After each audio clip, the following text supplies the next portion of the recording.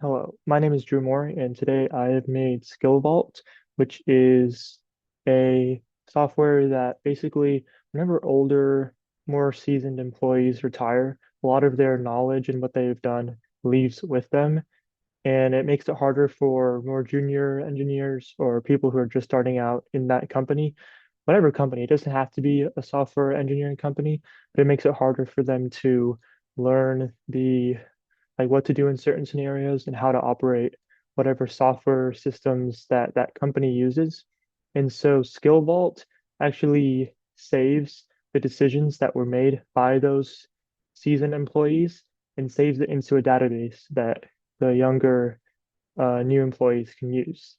So, for example, you enter in a question that you have, you analyze the case, and then so this right here, the expert playbook, is this is just from a like past decision that was stored in the database, and it just basically regurgitates it over here, and it references the file that it got it from.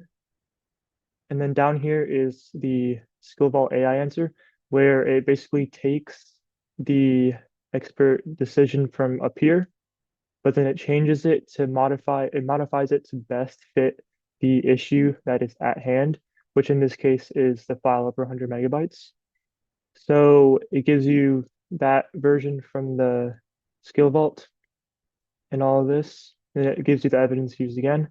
And then from that, the person whoever's using it can approve that decision that was used.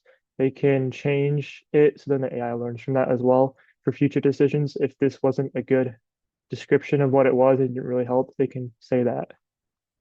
So here, this is more for onboarding, but it's also good for newer people who are have like they've been on a job for a few months, but they're also testing their knowledge.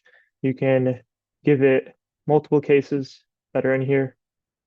For example, this one, case 44, and then you can say whatever you want to answer it with, and then compare it with the expert, and then it'll say if you covered it, and then everything why.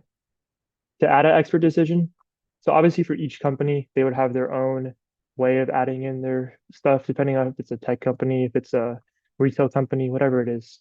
So then you add in stuff, and then this is also where you can import a CSV file, but that's not really used in what I use more here.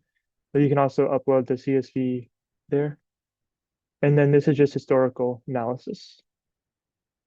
But it's not too advanced. Obviously, it has everything that it needs, but for the data, each company needs to add in their own data.